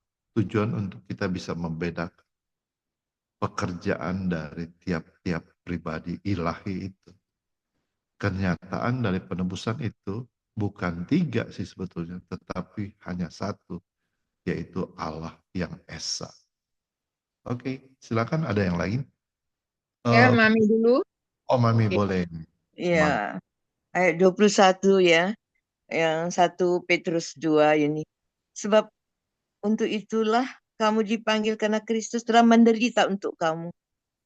Telah meninggalkan teladan bagimu, bagi aku, supaya kamu mengikuti jejaknya. Ia tidak berbuat dosa, tidak ada mulutnya. Ketika ia dicaci maki, tidak membalas dan mencaci maki, tidak menderita, tidak mengancam. Tetapi ia menyerahkannya kepada dia yang menghakimi dengan adil. Ya, ia sendiri telah memikul dosa kita dalam tubuh di kayu salib, supaya kita yang telah mati terhadap hidup, supaya kita yang masih ada sekarang ini mati terhadap dosa, hidup untuk kebenaran. Dan luar biasanya, oleh beliau kita telah sembuh. Ya, bukan secara fisik saja, ini versi Tuhan. Ya, kita bertobatlah dari sifat kelakuan aku, kita semuanya umpamanya belum belum benar-benar menjadi pelaku firman, yaitu kita harus benar-benar lahir baru menurut versi Tuhan. Itu gak gampang ya, itu proses udah berkali-kali, karena Tuhan sudah menanggung dosa-dosa kita, dosaku di kayu salib, seperti yang sudah firman catat. Tuhan bahwa Tuhan Yesus dipukul itu 120 kali dengan cambuk yang bercabang duri itu, kalau nggak salah. Jadi setiap dicambuk dagingnya terangkat sehingga tubuh tidak wujud lagi dari atas kepala telapak kaki. Jadi kita ini supaya tidak berbuat dosa lagi, stop sinning, cannot sin. Allah Kudus mampukan aku, kita semua di PBS, terutama dari keluargaku. Tuhan, terlebih aku yang paling senior ini, lebih aku cinta Tuhan, lebih takut Tuhan. Itu Tuhan sudah menanggung dosa aku di kayu salib dengan penderitaannya luar biasa, tidak bisa diucapkan dengan kata-kata. Jadi nggak ada lagi cerita lagi untuk berhenti berbuat dosa, tidak melakukan kejahatan lagi, supaya aku menjadi banyak, biar ada jiwa yang kubawa di depan Tuhan, menjadi contoh bagi orang kanan kiri ke belakangku. Itu gak gampang ya, Pastor. Itu berjuang mati-matian.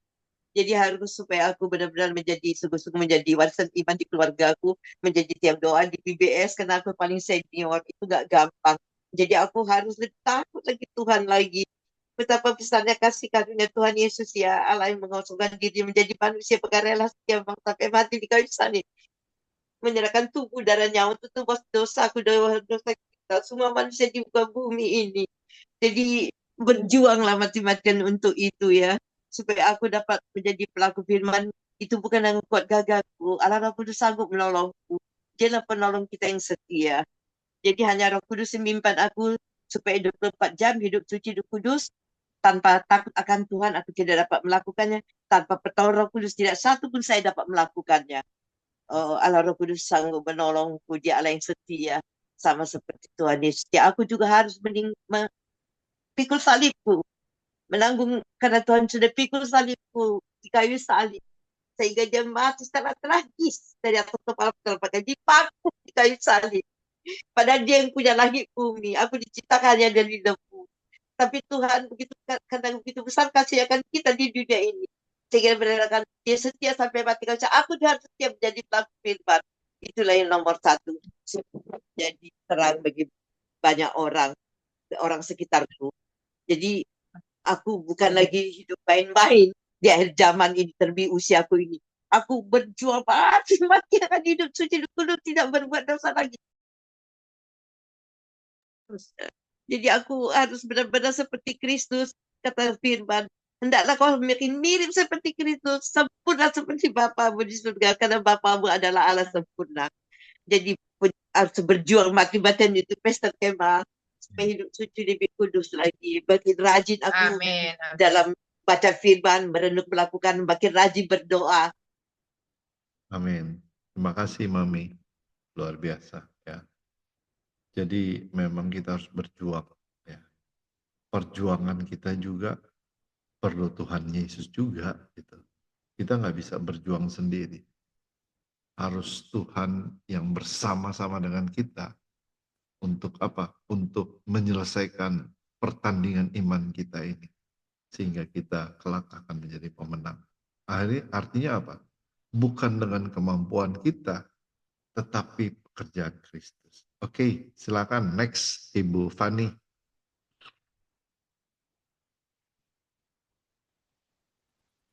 Oh, ada Debbie. Ya, Baik, Shalom Pak Pen. Apa Ibu Debbie dulu ya, Bu Fani? Mohon maaf. Ya, silakan. Shalom. Ya, saya merasa terberkati sekali ini artinya merasa dikuatkan karena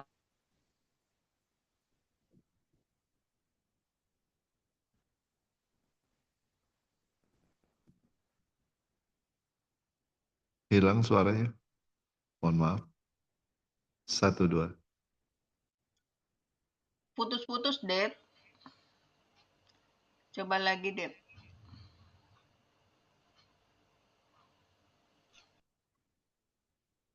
Iya, putus.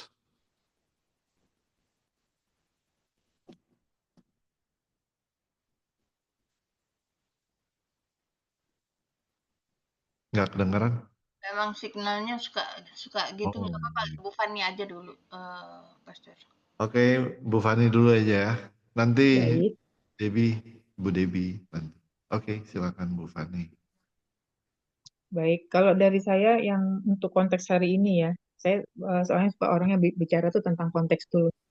Kalau saya baca tuh di konteks hari ini itu memang sangat terberkati itu memang yang Pastor kasih itu di 1 Petrus 2.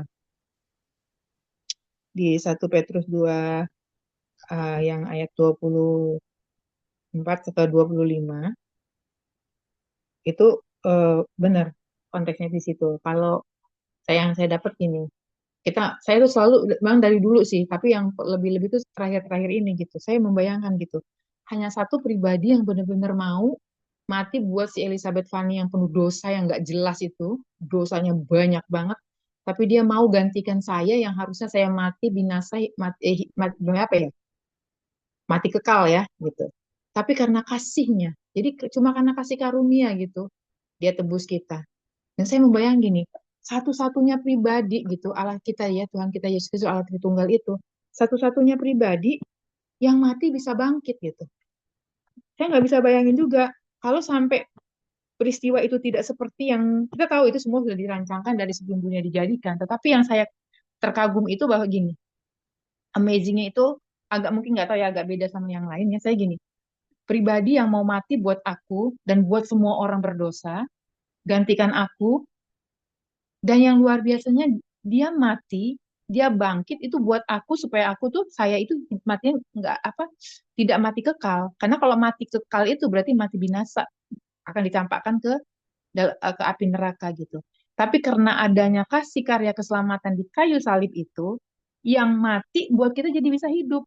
Bahkan kita kalau mau ikut Tuhan sungguh-sungguh yang tadi udah dibahas dari awal lah si Mami lah semuanya itu bahan batuan yang ada di sini kita akan menerima itu hidup yang kekal gitu. Itu juga yang membuat perenungan saya itu mungkin 1-2 hari ini gitu ya, membuat saya gitu. Oh iya, di cara berpikirku tuh harus kurubah gitu. Karena apa? Sebenarnya saya jangan juga nyimpen sampah, jangan juga berpikir yang remeh-temeh gitu. Kenapa sih gitu? Jadi akhirnya ada 1 hari kemarin tuh momen saya nggak bisa jelaskan di sini, tapi momen itu membuat saya begini. Oh iya, kalau sampai Tuhan Yesus itu nggak tebus aku, nggak gantikan hidupku, nggak mati buat aku, terus aku ini ada ini untuk gimana gitu? Manusia paling malang di muka bumi kan gitu. Dengan segala kalau saya pinjam bahasa nggak bagusnya kekurang ajaran saya, kejahatan yang telah saya lakukan dalam seluruh sepanjang umur hidup saya sampai saya benar-benar mau hidup benar-benar pertama itu adalah lahir baru, hidup dalam pertobatan yang sejati, menghasilkan buah-buah roh, hidup kudus dan menjadi berkat banyak orang dan saya nggak boleh menjadi batu sandungan bagi siapapun. Itu saya ya prinsip saya secara pribadi.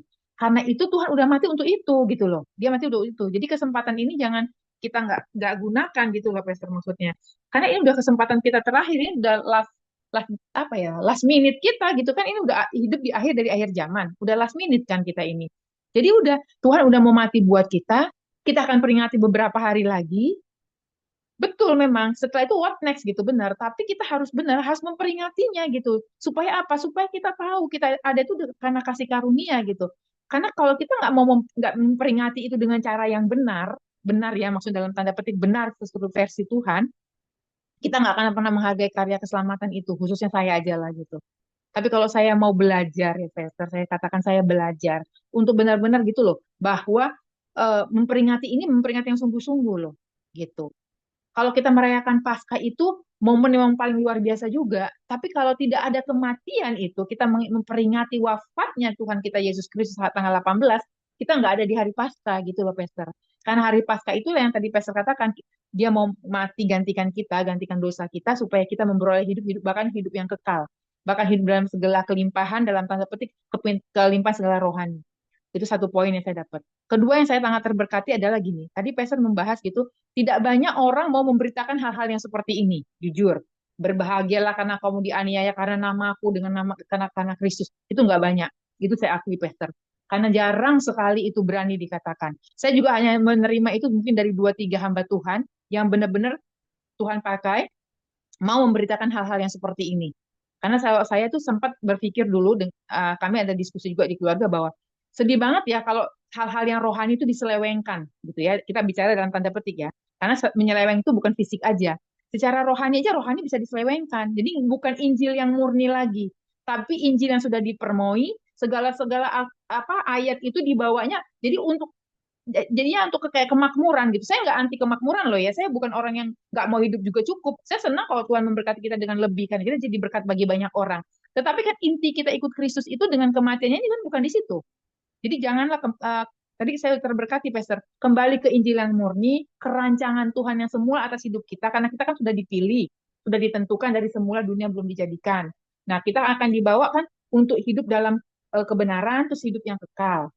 Ya kan? Jadi kalau nggak karena itu, kita nggak akan bisa meresapi, merenungkan ini, Pester yang tanggal apa Jumat Agung yang akan memperingati eh, bagaimana Tuhan Yesus wafat dengan cara yang dieksekusi dengan cara brutal itu. Itu sih Pester yang saya dapat. Jadi artinya memang dalam, luas, tapi waktu udah kepanjangan. Jadi, eh, tapi saya nggak bisa menjelaskan lagi. Tapi intinya tuh memang dalam dan luar biasa untuk kita tahu untuk apa kita hidup dan kita akan mempergunakan last minute ini untuk apa. Gitu sih Pester. Terima kasih Tuhan berkati. Maaf kelamaan. Ya, terima kasih. Ya, jadi memang kita memperingati ya bagaimana besar kasih kita kepada Tuhan dilihat bagaimana kita menyelami penderitaan Dia gitu. Bagaimana kita tahu ya sama seperti orang tua memberikan yang terbaik buat anaknya. Kadang-kadang anaknya udah nggak menghargai gitu. Orang tua udah bayar uang sekolah, tetapi kadang-kadang kita semua kan pernah jadi anak. Kita semua ya sekolahnya enak-enak, seenaknya aja gitu. Ketika kita selami betul-betul bagaimana banting tulangnya orang tua, pergi pagi pulang malam segala macam, nggak pulang kadang-kadang. Jadi kita bisa, wow, kita bisa, waduh, kita nggak boleh menyia-nyiakan apa yang orang tua kita lakukan. Ya, apa yang Tuhan lakukan, Yesus lakukan buat kehidupan kita, nggak boleh kita sia-siakan. Ya, bagaimana kita mengasihi orang tua lebih, ya, bagaimana kita menyelami, bagaimana dia berusaha, dia mati-matian untuk apa? Untuk menghidupkan kita, untuk menyekolahkan kita. Jadi itu yang kita bawa di sini. Kita harus mengasihi Tuhan Yesus. Kita harus mengasihi orang yang mau mati buat dosa-dosa kita. Ya. Orang yang mau berkorban. Orang yang mau berkorban bukan orang biasa-biasa aja. Dia adalah Tuhan.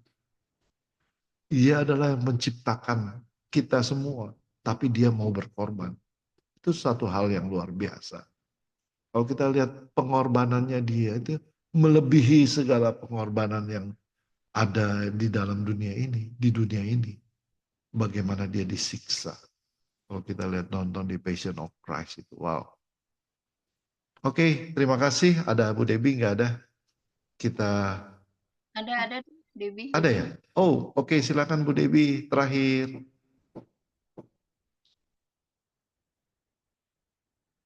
Silakan.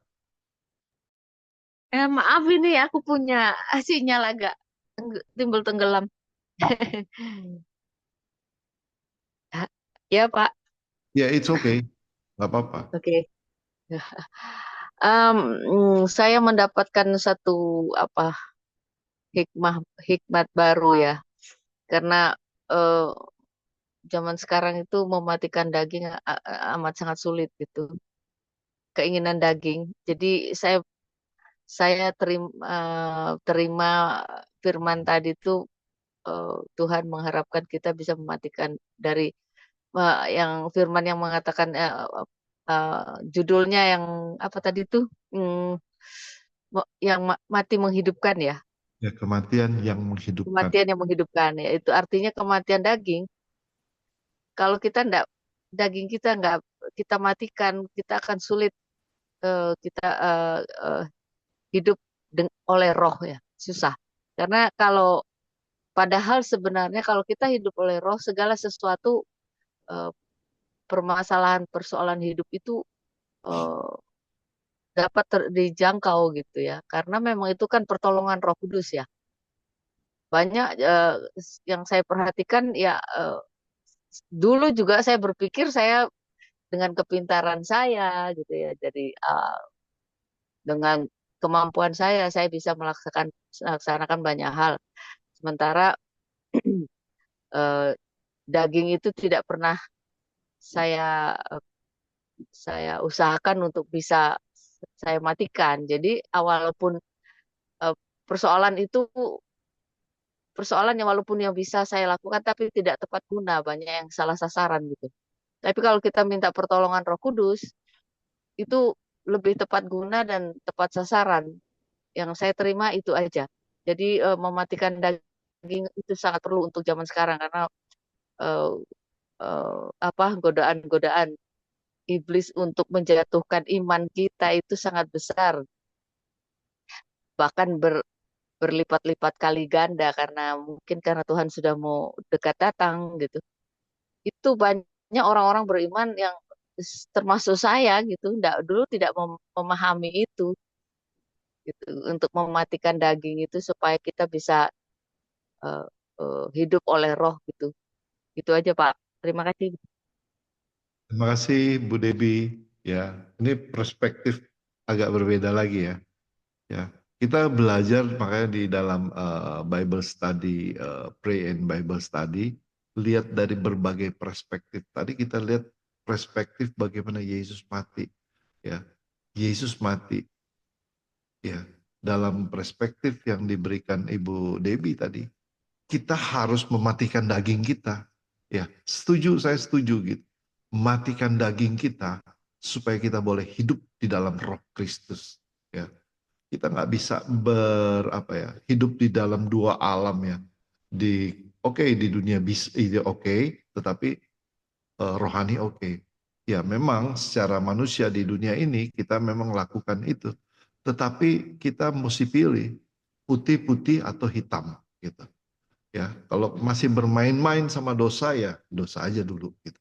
Intinya adalah ketika kita sudah di dalam Kristus, Roh Kudus yang akan membenarkan, menyucikan kita, Roh Kudus yang memanggil kita ya. Bagaimana kita dipilih, ditentukan, dipanggil dan dimuliakan ya. Itu pekerjaan roh, dibenarkan juga gitu. Jadi ketika kita dibenarkan tetapi kita masih hidup di dalam daging, kita nggak bisa gitu. Jadi kesaksian masukan dari Bu Debi, setuju saya, kita harus mematikan daging kita.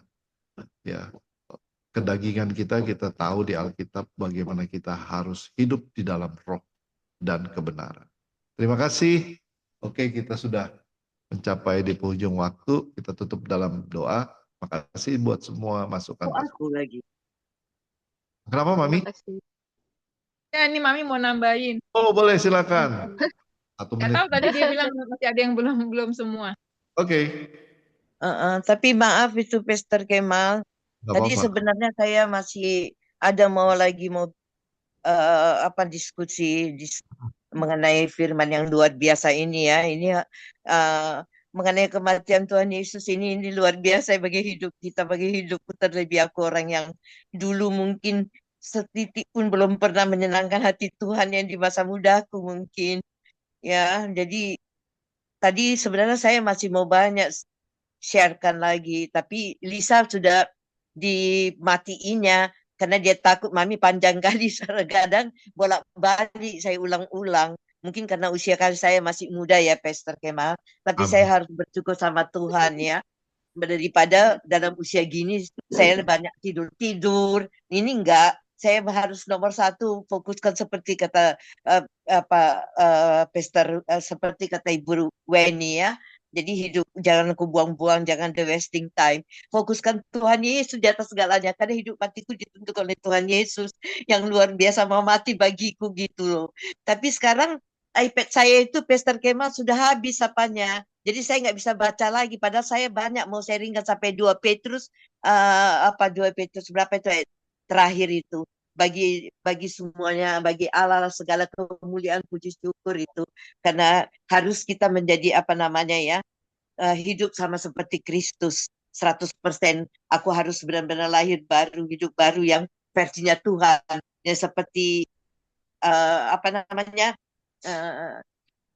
Tuhan memberikan nyawanya untuk kita. Jadi sampai lahir baru yang sejati itu umpamanya seperti apa namanya 2 aja jubahku aku bisa kasih untuk orang yang apa namanya untuk orang yang membutuhkannya.